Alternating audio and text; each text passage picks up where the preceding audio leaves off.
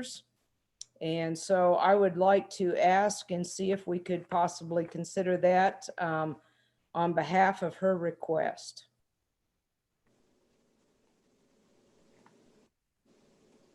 The second, oh, I'm sorry.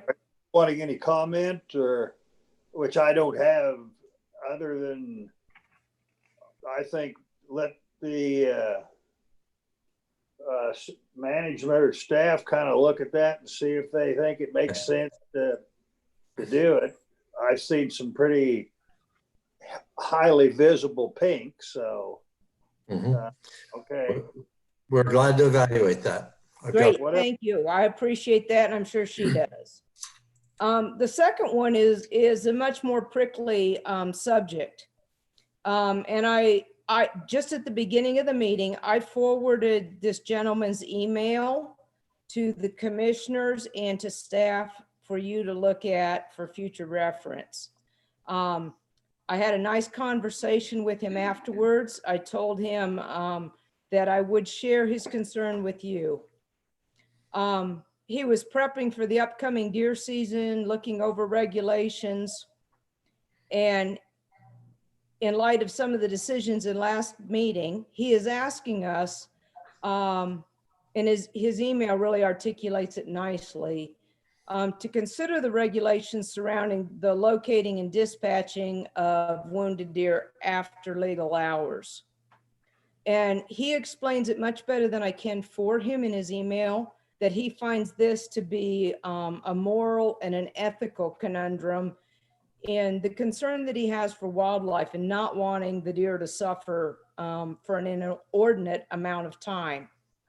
And he says, what I would like to see discussed is the possibility of allowing legal hunters to dispatch wounded animals after legal hours.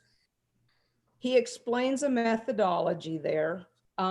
And then he says, I fully realize the possible implications of allowing this, but the commission recently allowed the hunting / shooting of coyotes after dark with the aid of artificial light. I would think the concerns would have been much the same in deciding to allow this. The first thing I thought when I read this approval was how easy it would be to poach a deer while out coyote hunting. But then I thought that at some point we have to have a certain amount of trust for our fellow hunters. That trust should be given until it is proved otherwise. I do believe that the vast majority of, quote, us hunters are honest and ethical. Obviously, there are a few bad apples, but they will always be present.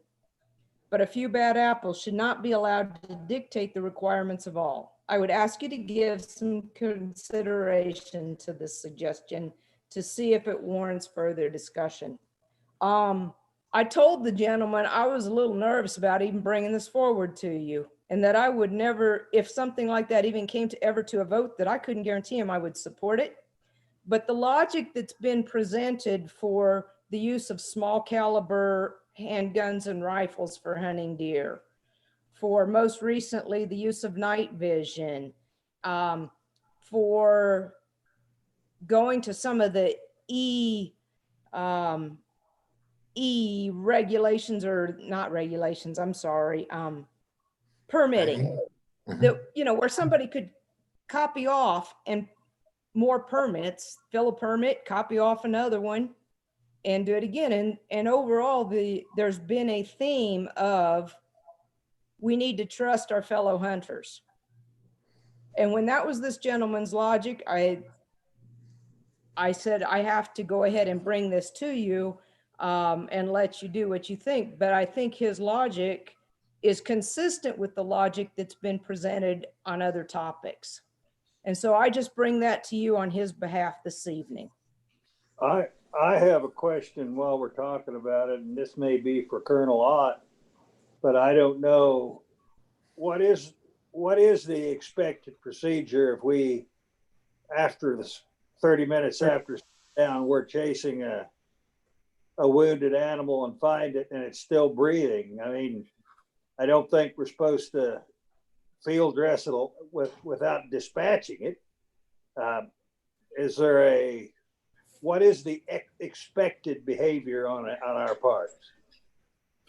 Well, Mr. Chairman, I think that what he brings up, Mike Miller and I've had some discussions about this recently, and I think that what he brings up is a legitimate question. It does definitely comes down to a ethical situation when it comes to the take of the deer, because if the deer is wounded during hunting hours but not killed, that means that he's actually killed after hunting hours. So therefore, that being the problem. As far as the guidance given, I will tell you that the law is pretty clear. It says that it has to be taken during hunting hours. And if the take actually happens after hours, then that does present an issue.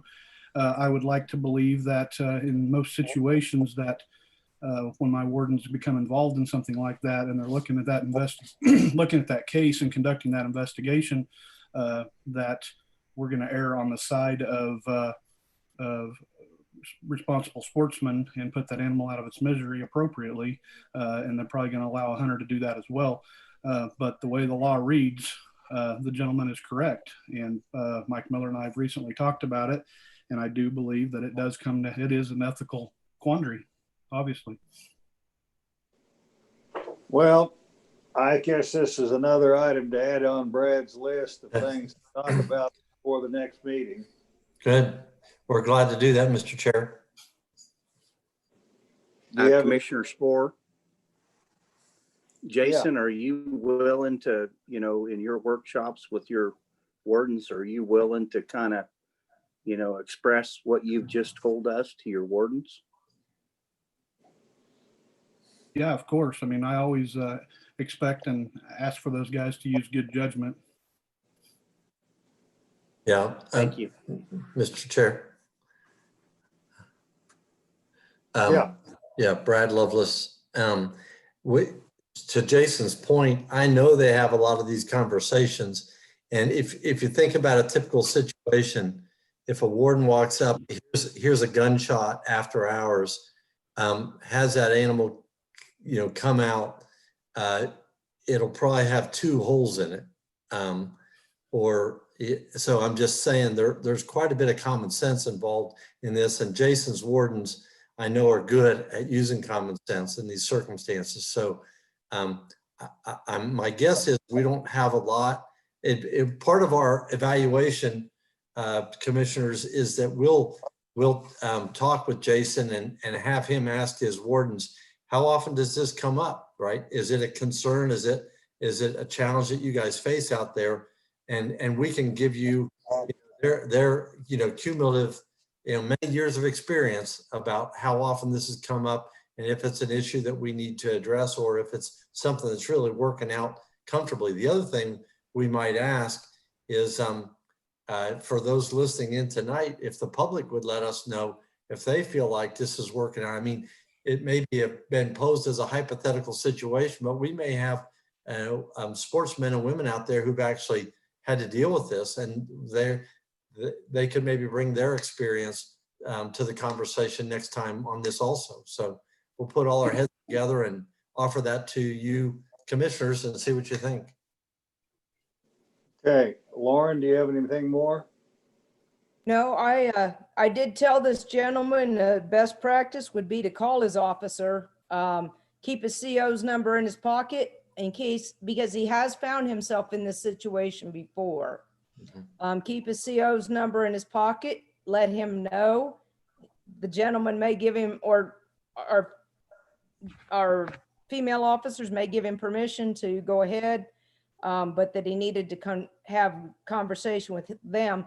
The one thought that I have is that our conservation officers run out of hours in a week.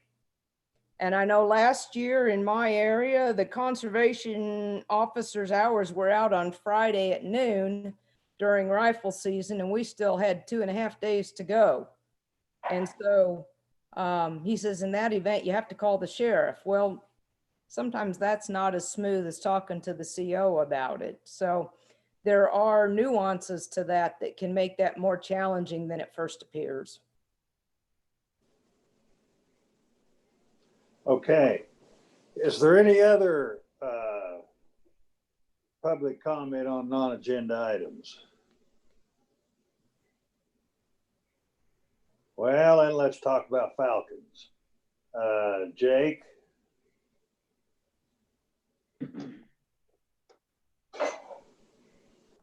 Thank you, Mr. Chairman and members of the commission. I'm Jake George. I'm the Wildlife Division Director located in Pratt.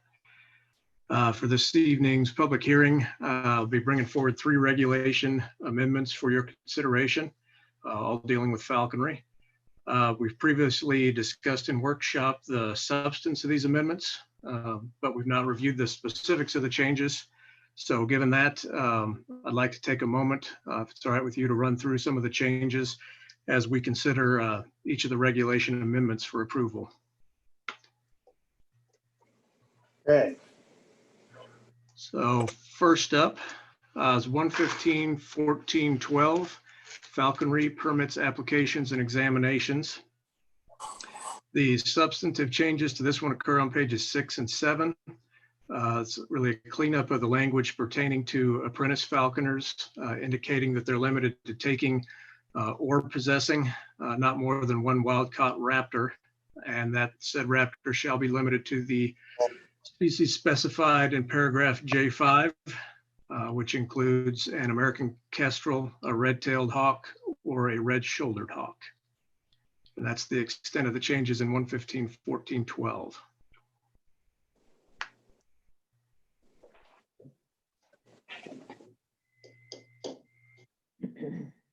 Would you guys want to at a time, or do you want me to go through all? Oh, let's go ahead and go through them all, and then we'll go back and vote on each one of them. Okay, very good. Second is 115.14.13, falconry facilities, equipment, care requirements, and inspections. Page 1, this is the one we talked about some before, and we had a few questions on regarding primary facilities inspections for these falconry facilities. And regarding the inspection and approval of all primary facilities by the department, the amendment would modify the regulation so that after the initial inspection and issuance of the falconry permit, that future inspections would only be a requirement if the physical location of the primary facility changes. All facilities will still be subject to department inspection upon request, however. Page 3, also in 115.14.13, strikes the language which requires written approval of modifications to primary facilities, so long as said modifications meet the specifications identified within the regulation.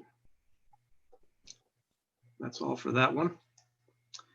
And finally, 115.14.14, falconry, taking, banding, transporting, and possessing raptors. There's quite a bit of change in this one, but some of that had to do with some additional work that Chris had to do for clarification of the definition of falconer specific to this regulation in order to differentiate between falconry permittee and discussions concerning take permits or take permittees. So for this regulation, falconer is defined as a person taking or attempting to take a raptor from the wild for falconry purposes. And as part of the language cleanup, changes anywhere in this regulation where it references permittee, it's changed to falconer. The other changes to this regulation remove the requirement for resident permitted falconers to apply for and receive a take permit from the department before attempting to take a raptor from the wild. The exception to that would be for those attempting to take a peregrine, and that's due to the limited quota available. The reasoning behind this change is that we already get, the department already receives notifications when the falconers file their 3-186A form, which goes into an online database that the Fish and Wildlife Service maintains. So we do get those notifications for any capture or release, and it's already specified in the regulation, the limitations of how many birds can be taken from the wild.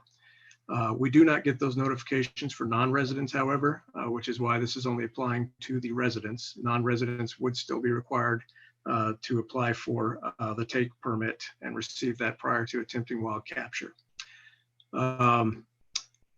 On page 13, the very bottom, added language there adds the requirements for the reporting process for peregrine take. We are limited to a take of those. Currently, our quota is 6 birds, and they're required to notify us. And this puts that information into the regulation as opposed to just something that we have on the website. And with that, I will stand for any questions on them.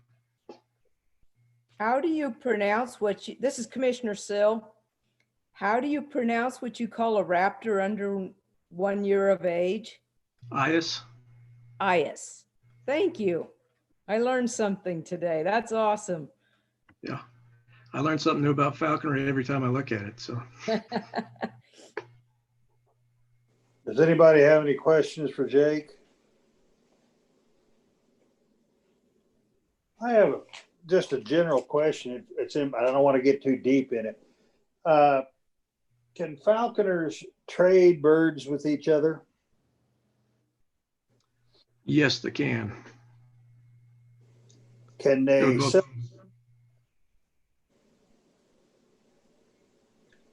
As long as, yeah, they're both permitted falconers, they have the ability to do that, trade and transfer. And a lot of times that's the way an apprentice falconer would get their initial bird, as opposed to take from the wild. It would be a transfer of one of those 3 species of raptor to the apprentice, oftentimes from their mentor. Okay. Is there any questions for Jake on these 3 items?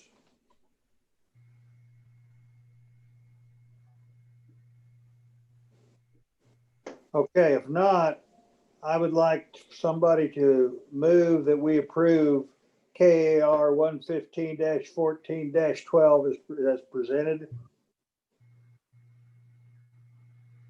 I so move. This is Commissioner Sill. Second, Warren Gefeller. It's been moved and seconded that we approve KAR 115-14-12. Is there any discussion? Any discussion from the public? Hearing no discussion, Sheila, would you call the roll? Commissioner Cross, Aye, yes. Commissioner Gefeller, Yes.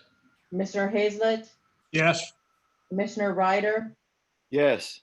Commissioner Sill, Yes. Commissioner Sporter, Yes. Commissioner Lauber. Yes. Pass 7-0. I'd like for somebody to move that we approve KAR 115-14-13.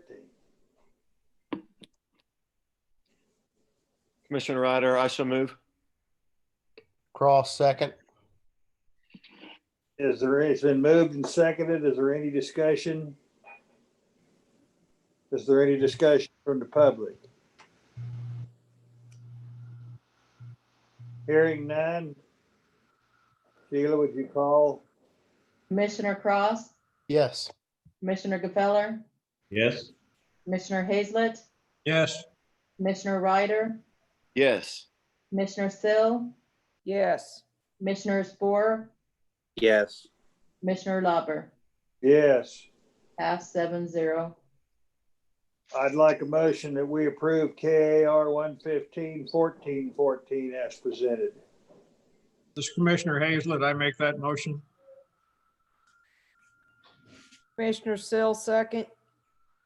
Been moved and seconded that we approve KAR 115-14-14 as presented. Is there any discussion? Any discussion from the public? Hearing none. Sheila, would you call? Commissioner Cross, Yes. Commissioner Gefeller, Yes. Commissioner Hazlett, Yes. Commissioner Ryder, Yes. Commissioner Sill, Yes. Commissioner Sporter, Yes. Commissioner Lauber. Yes. Pass 7-0. That concludes our public hearing that I have on my agenda for this evening at 10 till 7. What was that about leadership a little bit ago? Okay, we have our next meeting date. I think we should consider that there is a likelihood that we'll still have to have the meeting in this format. I realize there's still an intent to have the Breakneck Classic, and this meeting has been timed to coincide nicely with that. But depending upon what we have on the agenda and how many of Secretary Lovelace's many listed items get talked about, we may have enough people where we might exceed the 50 or whatever it happens to be in whatever phase we happen to be in the COVID policy. So more will be revealed, but there is a likelihood that that's still going to be the case, and will probably be the case until next spring, unless things miraculously improve. Does anybody have any comments about that so far? This is Commissioner Spore. Are you for sure on that? Brad, can you comment on, is it still 50 participants? And if so, how many did we have at Scott City last fall? Yep, Brad Lovelace. I don't know what it'll be, and I don't know what county we'll be in. Where's that November meeting scheduled to take place? In Logan County. Logan. Yeah, and so I don't know what the county regulations are now or what they'll be then. I'm not sure right now that they're 50. I think it's a smaller number than that. Well, No, I mean, we're having high school sports and we're having events out there, and I'm not hearing any county restrictions in Logan or Thomas County. The meeting would be in Logan County, but the classic would be in Thomas County. And I'm not hearing any county restrictions, but I don't know about, state restrictions. Well, I think we're just going to have to maybe see where we are. The problem is, being a state agency, I don't want to do anything where some pesky reporter is going to write it up and have us look like we're trying to embarrass the governor. And reporters don't get paid very much, so they like to do what they can to generate some excitement. So I think we probably need to defer to Secretary Lovelace and staff and just kind of see. And it might be such that we can have a bifurcated meeting and have some attend like this, and those that are going to go to the Classic, if it's still being held, will be able to be there live too. This is Commissioner Mr. Chair, Spore. I agree. Okay. And Mr. Chair, this is Brad Lovelace. We're very comfortable having a conversation with you a couple weeks prior or so, and just putting our heads together and seeing what makes sense at that point, if you're comfortable with that. Well, I think that makes the most sense because things move fast on the ground, and we'll know a lot more the 1st of November, last of October than we know today. So I think,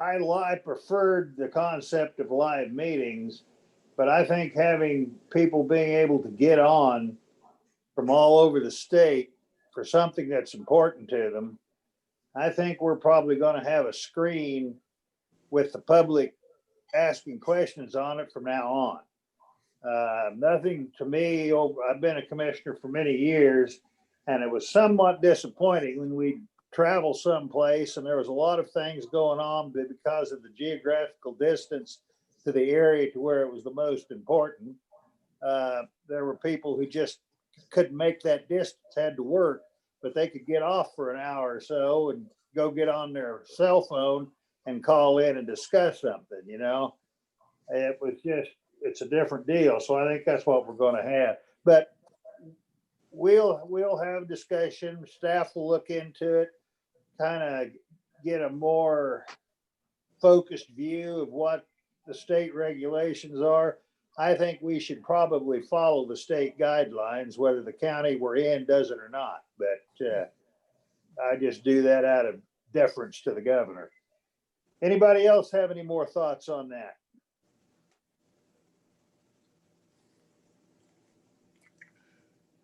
Well, Mr. Chairman, this is Commissioner Hazlett. I might change. I have a meeting in Topeka on Monday, the 1st, which is I still chair the Healthcare Stabilization Fund Oversight Committee. And they are going to have it in the Capitol, and they said we'll have it in 112 on the first floor where it's a pretty big room. So, there's an awful lot of there's several doctors on the committee. So maybe by that time it will be loosened up. I don't know. I guess I'll find out Monday. Well, I think we just need to sort of be flexible and see what goes on. Correct.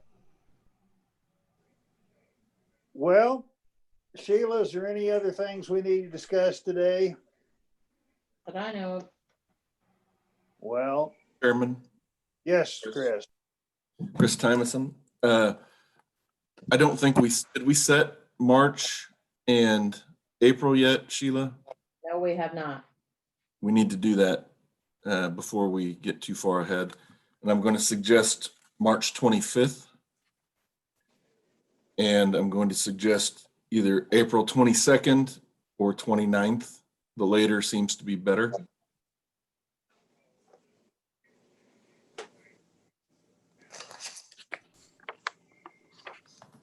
Both of those days seem fine to me. Is there any commissioner that has a known conflict at this time? Those would be consistent with when we normally have those meetings. Do we need to set a location? I think we should. I'm still publishing for those locations and we can still accommodate depending on who knows what's going to be happening next spring, switching to a Zoom. But I think we need to set those locations so Sheila can secure a facility and then I can start planning the back counting for regulations purposes and publication. Okay, when's the next meeting? We used to have marches in Topeka. Is that good? Or do we have a Topeka meeting beforehand? No, we don't, because that got canceled. Okay, let's do Topeka on March 25th. Okay. That way, if the legislature still happens to be slinking around town, Brad and Chris can sneak over there if they need to be and put out a fire. And Okay. April 29th, do we want to look at Wichita? Well, or Hutchinson, because we were scheduled for Hutchinson and we canceled out of them. Let's do Hutch. Mr. Chair, this is Mike Miller. Sheila, when did we tell Keith Houghton we were going to go to Ring Neck? Oh, Didn't we? that is April. Yes. I thought that was Correct. April. We need All to right. go back to Beloit in April. Well, let's go to Beloit. So instead, and we'll have to go to Hutch after that. All right. March 25th, Topeka, April 29th, Beloit. Sheila, this is Chris Tymason. Would you please remind everyone about what the January date is and location? Okay, right now we have January 14th and we are back in New Strawn at the community center where we were going to be before. Now we've set March 25th for Topeka, April 29th for Beloit. And if we set June at the November meeting, that should give you plenty of time. Is Yeah. that correct? Yes, Thank you. thank you. Is there any other business? Secretary Lovelace, you got any thoughts? Secretary Lovelace, no, sir. All right. If there's nothing from commissioners, thank you for your time today. Thank you for your involvement. And thank you, staff, for doing a good job. Meeting adjourned. Thank you, commissioners. Thank you.